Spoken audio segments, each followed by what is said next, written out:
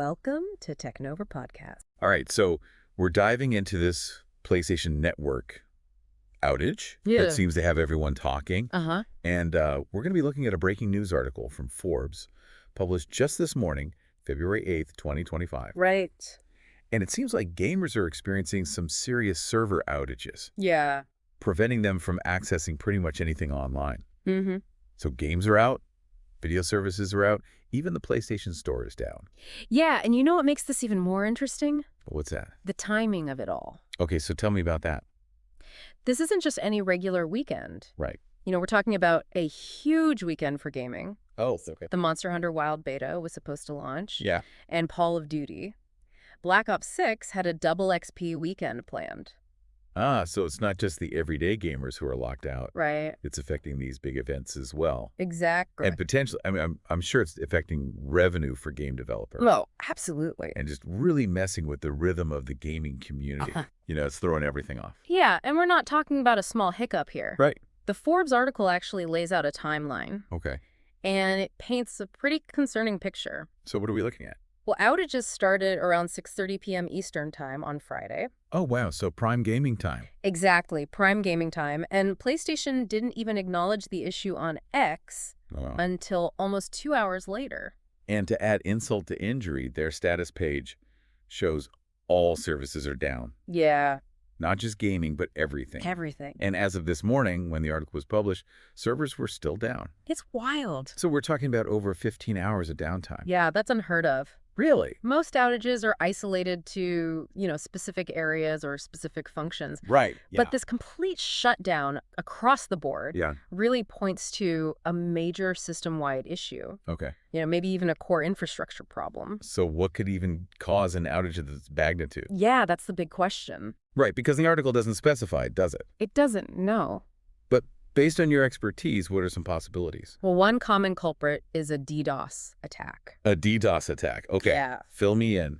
So imagine someone flooding PlayStation servers with so much traffic that they essentially get overloaded and crash. Oh. Think of it like a digital denial of service attack. So instead of sending like a virus or stealing data, someone's just bombarding them with requests and clogging up the system. Precisely. And there are different types of DDoS attacks, some more sophisticated than others. Really? Yeah, some even use botnets. Botnets? Which are networks of infected computers to amplify the attack. Oh, wow. We've actually seen some pretty high-profile DDoS attacks in the gaming industry before. Oh, really? Like what?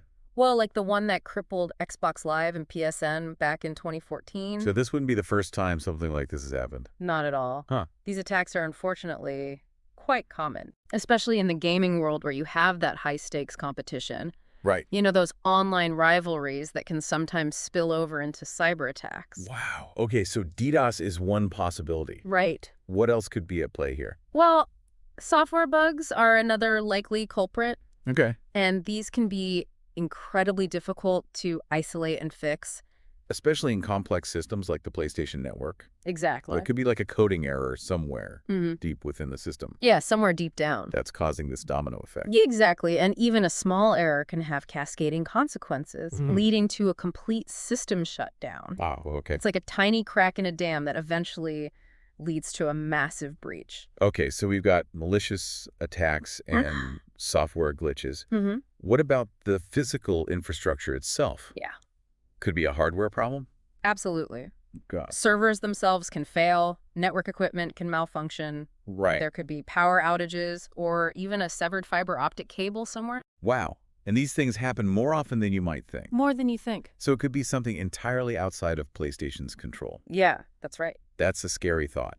It is. If you had to put your money on it, which scenario seems most likely given the scope and duration of this outage? Well, considering the complete shutdown of all services for such a prolonged period, it really points towards a major infrastructure issue. So something more serious than a simple DDoS attack or a minor software glitch. Most likely, yeah. Okay. It could be a catastrophic hardware failure, maybe multiple server crashes, or even a deeply embedded software bug that's proving incredibly difficult to isolate and fix. This is getting really interesting. It's like a digital detective story. We've got these potential suspects. Yeah. but no clear indication of who's really responsible for the outage. Yeah, and the longer it goes on, the more questions arise. Right. It really makes you think about the wider implications of our increasing dependence on online services, doesn't it? Absolutely. Yeah. This outage is impacting millions of gamers, Right. but it also serves as a reminder of how reliant we all are on the internet. Mm-hmm. Whether it's for work, communication, entertainment, or even essential services. Precisely. I mean, imagine a scenario where this type of outage affects banking systems, Oh, yeah. transportation networks, healthcare facilities. Now, that's a truly frightening thought. Yeah, this PlayStation outage. Right. It's like a microcosm of what could happen on a much larger scale. Absolutely. And it begs the question, What's that? how prepared are we for a world where digital disruptions become more frequent and more severe? That's a question we'll definitely explore further. Yeah. Yeah, it's easy to think, oh, it's just a gaming outage. Right. But this situation with PlayStation really highlights a much bigger issue. Yeah. Our growing reliance on the digital world and the potential fallout when those systems fail. It's a wake-up call, really. Yeah. I mean, think about it. Banking, communication work, even healthcare. So much of our lives is intertwined with the internet. It really is. This outage, Yeah. while frustrating for gamers, Of course. is a glimpse into what could happen on a much larger scale Exactly. if critical infrastructure were to fail. We hear about data breaches and cyber attacks, Uh-huh. but the idea of essential services being disrupted because of a widespread internet outage, Yeah. that's a whole other level of concern. Exactly. And it really underscores the need for what we call digital resilience. Digital resilience. No, Okay. the ability to adapt and function even when technology fails us. So more than just having a backup plan for when your Wi-Fi goes out, Right. it's about thinking systematically Mm-hmm. about how we as individuals and as a society can prepare for these kinds of disruptions. Precisely. It's about understanding our digital dependencies, Okay. identifying potential points of failure, and having strategies in place to mitigate those risks. Okay, so back to PlayStation for a moment. Yeah. The Forbes article didn't really give us a concrete reason for the outage. Right. What are some things that PlayStation could do to address this situation Well, and maybe even rebuild trust with gamers? transparency is key. Okay. They need to communicate clearly and honestly with their users about what happened, Right. what steps they're taking to fix it, and when they expect services to be restored. Right, because right now that silence is just fueling speculation and frustration. Absolutely. They need to get ahead of the narrative, acknowledge the inconvenience caused, Yeah. and demonstrate that they're taking the situation seriously. So beyond just communicating, what are some concrete steps that they could take Yeah. to prevent something like this from happening again? Well, strengthening their infrastructure is paramount. Okay. This could involve investing in more robust servers, redundant systems, and advanced security measures to protect against DDoS attacks and other cyber threats. So basically beefing up their defenses and creating safeguards to make their systems more resilient. Exactly. It's also about having a comprehensive incident response plan. This means having clear protocols in place for identifying, containing, and resolving issues quickly and efficiently. So they need a well-rehearsed playbook for when things go wrong. Right. Which, let's face it, in the digital world, is bound to happen at some point. Precisely. And they need to regularly test and update these plans Okay. to ensure they're prepared for a wide range of scenarios. Okay, so transparency, infrastructure upgrades, and a solid instant response plan. Those are some key takeaways for PlayStation. Yeah. But let's zoom out and talk about us, the everyday internet users. Right. What can we learn from this PlayStation situation? Yeah. What can we do to boost our own digital resilience? Well, first and foremost, it's about awareness. Okay. Take stock of your digital dependencies. Mm-hmm. What online services are essential for your work, your communication, your daily life? So make a list. Yeah. Kind of like a digital inventory. Exactly. What would you absolutely miss if the internet went down? And once you've identified those critical services, think about potential alternatives or backup plans. Okay. Could you use your mobile phone as a hotspot? Right. Do you have important documents saved offline? So it's about having options. Mm-hmm. So you're not completely stranded if your primary internet connection fails.